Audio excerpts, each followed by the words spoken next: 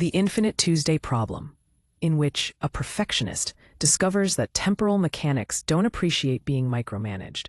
Breakfast cereal becomes a philosophical crisis, and a cat named Mr. Whiskers develops an increasingly unhinged understanding of causality. Warning: this case contains temporal paradoxes, existential breakfast debates, and one very confused feline. Recommended for divine personnel with strong constitutions and a sense of humor about the space-time continuum. From the Celestial Observation Deck, filing cabinet number 47900. Note: temporal anomaly, accidental creation. Subject inadvertently created a localized time loop while attempting to optimize morning routine. No divine intervention required, though some gentle temporal nudging was applied to prevent paradox cascade. Universe's natural correction systems proving adequate if entertainingly chaotic. Content warning: this case involves repeated breakfast preparation, mounting existential dread, one increasingly manic cat, and the philosophical implications of toast that never gets cold. Divine commentary: after Harold Wickham's case left me emotionally drained and questioning humanity's capacity for moral reasoning, I was relieved to receive a case that was merely temporally impossible, rather than morally devastating. Jennifer Martinez's accidental creation of a time loop provided exactly the kind of absurdist comedy the Cosmic Observation Department needed. I'm filing this case because it demonstrates how the universe's natural correction systems handle temporal anomalies without requiring heavy-handed divine intervention. Sometimes the best solutions emerge when humans are allowed to figure out their own temporal messes, even if the process involves considerable confusion and one very psychologically damaged cat. Jennifer Martinez, 34, was a software engineer who brought the same optimization mindset to her personal life that she applied to her code. She tracked her sleep cycles, meal prepped on Sundays, and maintained a color-coded calendar that scheduled everything from workout sessions to optimal times for creative thinking. Her morning routine was particularly regimented. Wake at 6 o'clock a.m., feed cat, shower for exactly 12 minutes, breakfast prep starting at 6:35 a.m., consume breakfast while reviewing daily schedule, leave for work at 7:30 a.m. It was a perfect system. It had been a perfect system for 3 years. Until Tuesday, March 15th, when Jennifer decided her morning routine could be even more perfect. Divine commentary: the universe's temporal mechanics are generally stable and resistant to individual human interference. However, they contain a little-known vulnerability. Intense focus on temporal optimization, combined with repetitive behavior patterns, can occasionally create what cosmic engineers call optimization loops, situations where time itself gets stuck trying to achieve perfection that may not actually be achievable. Nemator, Tuesday, March 15th, Iteration 1. Jennifer's alarm went off at 6 a.m. She hit the off button, not snooze. Snoozing was inefficient, and swung her legs out of bed in one smooth motion perfected through 3 years of practice. Mr. Whiskers, her orange tabby cat, was already sitting by his food bowl, making the particular "I am starving to death despite being obviously well-fed" noise that cats specialize in. "Good morning, Mr. Whiskers," Jennifer said, measuring out exactly 3/4 cup of dry food. "Today we're going to optimize the morning routine even further. I've calculated that if I rearrange the breakfast prep sequence, I can save 3.5 minutes that could be reallocated to meditation or additional news review." Mr. Whiskers made a sound that could have been support, indifference, or a comment on the existential futility of time optimization. With cats, it was hard to tell. Divine commentary: Mr. Whiskers was about to become one of very few cats in recorded history to develop temporal awareness. This would not improve his disposition. Jennifer proceeded through her morning with her usual efficiency. Shower, 12 minutes. Hair drying, 7 minutes. Outfit selection from pre-planned weekly wardrobe, 4 minutes. At 6:35 a.m. exactly, she entered the kitchen to begin the new, optimized breakfast sequence. "Okay," she said aloud, because talking through processes helped her maintain focus. Toast first, then coffee prep during toast time, then egg scrambling during coffee brew time. Parallel processing for maximum efficiency. She dropped 2 slices of whole grain bread into the toaster, set the coffee maker to brew, cracked 2 eggs into a bowl. The toaster popped, the coffee finished brewing. The eggs were perfectly scrambled. Everything happened at exactly the same moment, 6:42 a.m. Divine commentary: this moment of perfect synchronization created what temporal mechanics calls a satisfaction resonance. A brief pulse of contentment with time itself that under very specific circumstances can create feedback with the universe's temporal systems. "Perfect," Jennifer whispered, staring at her perfectly timed breakfast components. "This is perfect. I want every morning to be exactly like this." The universe, which has a tendency to take statements like that extremely literally, said, "Okay." Time hiccuped. Jennifer blinked. Her alarm went off. As time, we're off. The universe had just granted Jennifer's wish for perfect breakfast timing by creating a localized temporal loop. The cosmic irony of being trapped in the very perfection she'd sought was apparently too good for the universe to pass up. Tuesday, March 15th, Iteration 2. Jennifer hit the alarm, confused. Had she dozed off? That wasn't like her. She never snoozed. She swung her legs out of bed and immediately felt a strange sense of déjà vu. Mr. Whiskers was sitting by his food bowl, making the starving despite being obviously well-fed noise. "Good morning, Mr. Whiskers," Jennifer said slowly, measuring out exactly 3/4 cup of dry food. "Didn't I just know that's silly?" She proceeded through her morning routine, that feeling of déjà vu growing stronger. When she reached the kitchen at 6:35 a.m., she paused. Okay, toast first, then coffee prep during toast time, then wait. She stared at the toaster. Why do I feel like I've already said this? She completed the new breakfast sequence anyway. Toast, coffee, eggs, everything finished at exactly 6:42 a.m. Perfect, she said again. But this time uncertainty crept into her voice. This is perfect? Her alarm went off. What?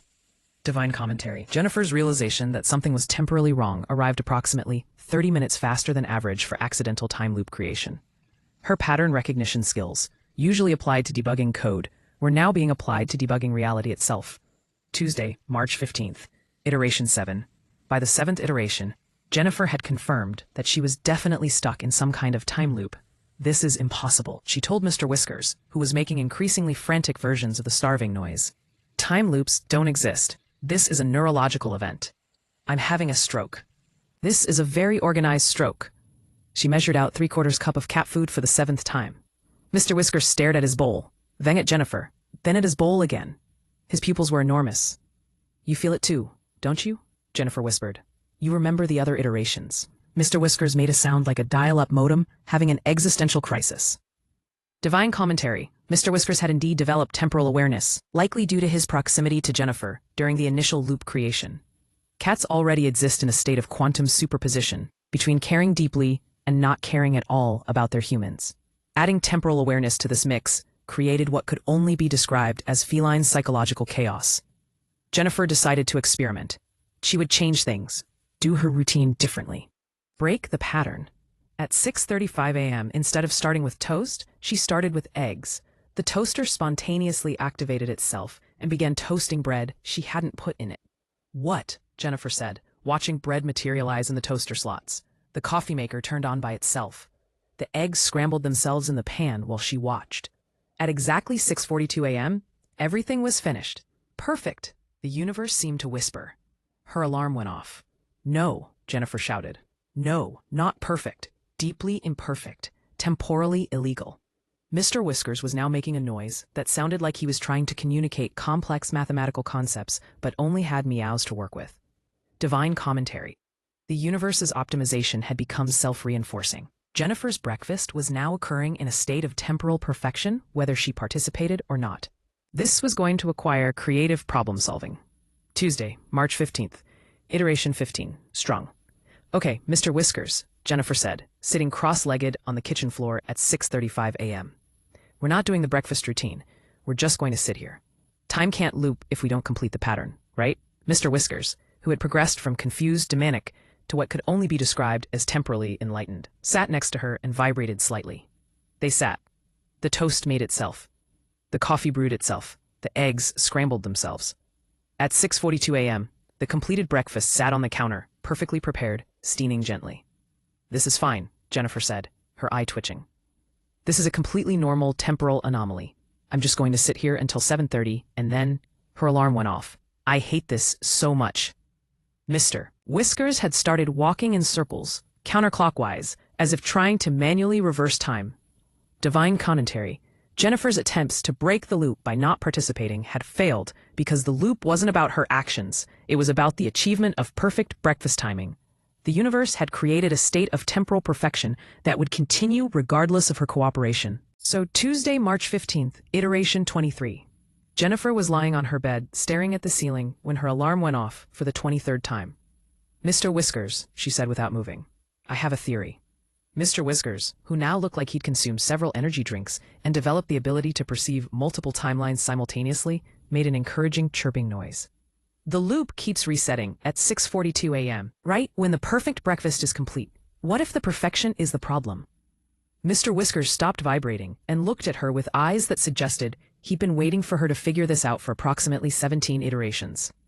What if I have to make breakfast imperfect? At 6:35 a.m., Jennifer approached the kitchen with determination. Okay, universe, you want breakfast? I'll give you breakfast. The worst breakfast ever created. She put frozen waffles in the microwave instead of the toaster. She made instant coffee with cold water. She scrambled eggs without removing them from the shell first. Mr. Whiskers watched this culinary atrocity with the interest of someone observing a train wreck in slow motion. At 6:42 a.m., Jennifer had created a breakfast that could only be described as aggressively wrong. There, she said triumphantly. Imperfect. Deeply, fundamentally imperfect. Take that, universe. The microwave waffles spontaneously transformed into perfect toast. The cold instant coffee rearranged itself into a proper French press brew. The shell-on scrambled eggs, well, they exploded. But then the explosion reversed itself, and the eggs emerged properly scrambled on a plate. Perfect, the universe whispered. Her alarm went off. Jennifer screamed into a pillow. Mr. Whiskers watched this culinary atrocity with the interest of someone observing a train wreck in slow motion. At 6:42 a.m., Jennifer had created a breakfast that could only be described as aggressively wrong. There. Jennifer screamed into a pillow. Whiskers had begun grooming himself in fast-forward, divine commentary. The universe's temporal correction systems had become so invested in maintaining perfect breakfast that they were now actively repairing any attempts at imperfection. Jennifer would need to think more creatively. Tuesday, March 15th. Iteration 37. What if, Jennifer said to Mr. Whiskers at 4:30 a.m., she'd stop trying to sleep around iteration 30. The problem isn't the breakfast itself. What if it's my desire for perfection that's powering the loop? Mr. Whiskers, who had given up on conventional cat behavior and was now sitting in a meditation pose, made a noise that sounded like agreement mixed with temporal despair. I need to want breakfast to be imperfect. I need to genuinely, deeply desire a bad breakfast. This proved harder than expected. Jennifer had spent her entire adult life optimizing things. Wanting something to be inefficient felt like trying to think in a language she'd never learned. She spent from 4:30 a.m. to 6:35 a.m. practicing negative affirmations. I love burned toast. Cold coffee is delicious. Undercooked eggs are a delicacy. Mr. Whiskers watched this process with the concern of someone watching a friend have a breakdown. Except he was also having his own breakdown simultaneously across multiple timelines. At 6:35 a.m., Jennifer entered the kitchen. I genuinely want to make terrible breakfast, she said, trying to believe it. I yearn for breakfast mediocrity. I crave culinary failure. She burned the toast. She let the coffee overbrew into sludge. She scrambled the eggs until they were rubbery. At 6:42 a.m., she had created genuinely bad breakfast. Time held its breath. Imperfect, Jennifer whispered. Beautifully, wonderfully imperfect. Nothing happened. 6:43 a.m., 6:44 a.m., 6:45 a.m. Mr. Whiskers, Jennifer breathed. I think it's working. Mr. Whiskers made a noise that sounded like he was crying tears of relief in 7 different timelines simultaneously. 7:30 a.m. arrived.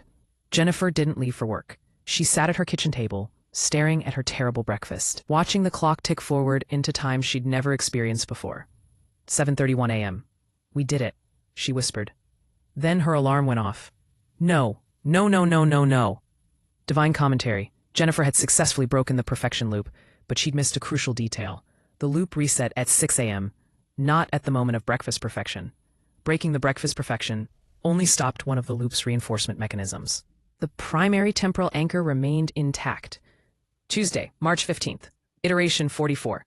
Jennifer was having what could only be described as a temporal breakdown. What do you want from me? She shouted at the ceiling at 3 a.m. I made bad breakfast. I embraced imperfection. I've been eating rubber eggs for 7 iterations. Mr. Whiskers, who had progressed beyond manic and achieved some kind of Zen temporal acceptance, made a contemplative meow. You're right, Jennifer said, despite not understanding cat. I'm thinking about this wrong.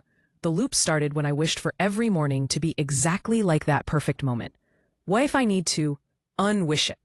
Mr. Whisker's ears perked up.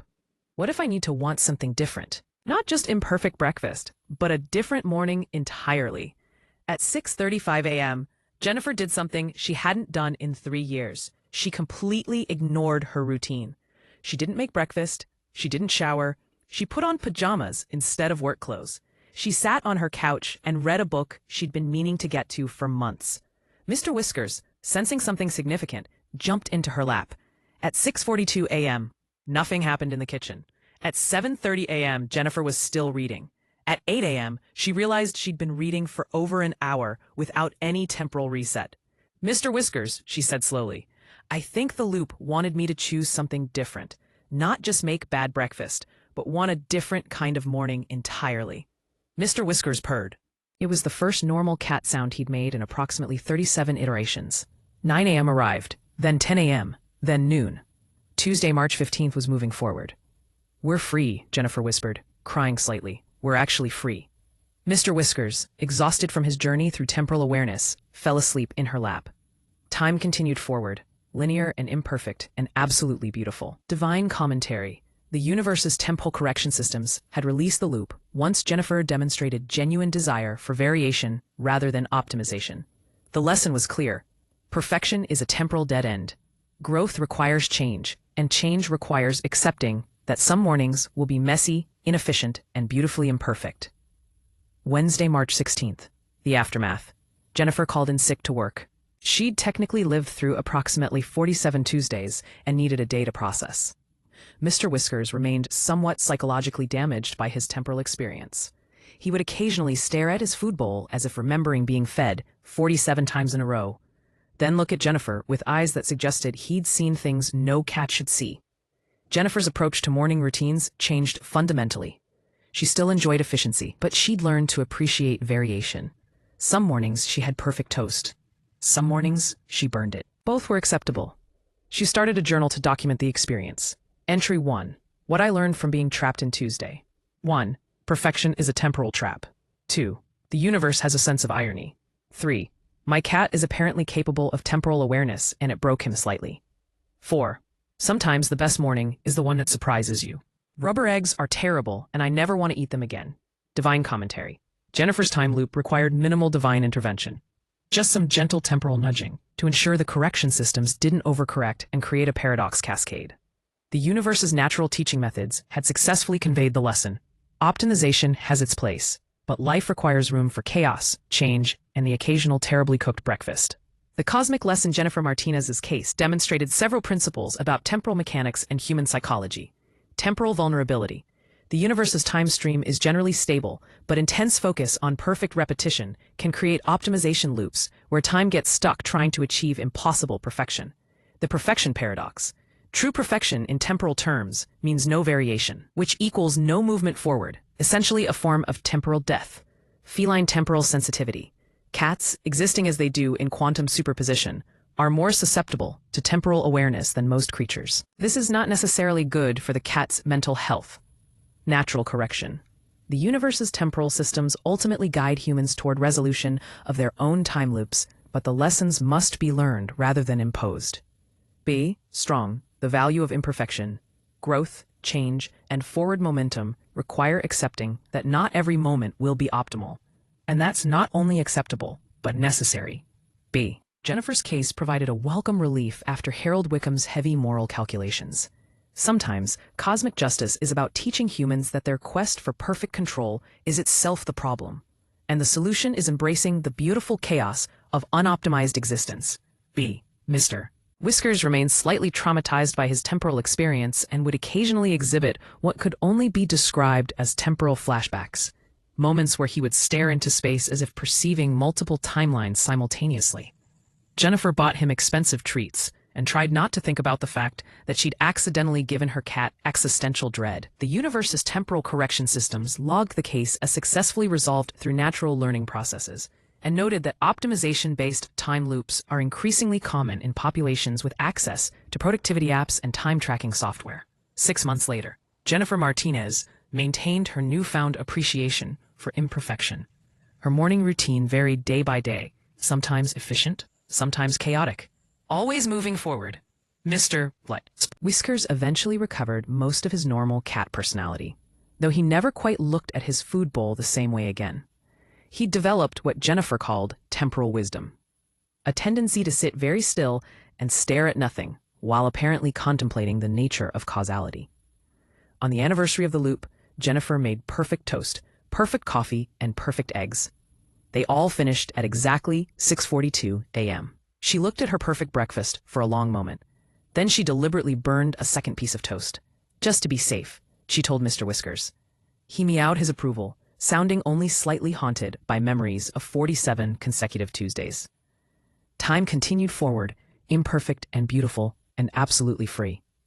Divine commentary, sometimes the most important lessons come not from punishment or reward, but from experiencing the natural consequences of getting exactly what you wished for. Jennifer had wanted perfect mornings and discovered that perfection is a prison. The universe's teaching methods, while occasionally involving temporal paradoxes, are remarkably effective. Next case, a medieval knight who accidentally triggered a forbidden curse and got sent to the 21st century, where he is absolutely convinced that everyone around him is practicing witchcraft and desperately trying to get people tried for heresy. His complete confusion about technology, language, and basic modern concepts has created what can only be described as a comedy of temporal errors. Note to self: after temporal mechanics and karmic justice, dealing with a time-displaced knight should be refreshingly straightforward, unless he tries to challenge a Tesla to a joust, which, knowing my luck, he definitely will. Strong Newtman. P.S. The Temporal Mechanics Department has designated Jennifer's case as a teaching example for why optimization obsession can create temporal vulnerabilities. They've titled it The Toast Paradox, when breakfast perfection breaks the space-time continuum, and use it in training new temporal correction specialists. PPS, Mr. PPS. Whiskers has been offered a position as a temporal awareness consultant, but he declined on the grounds of being a cat and having better things to do, like sleeping 20 hours a day and occasionally remembering being trapped in an infinite Tuesday.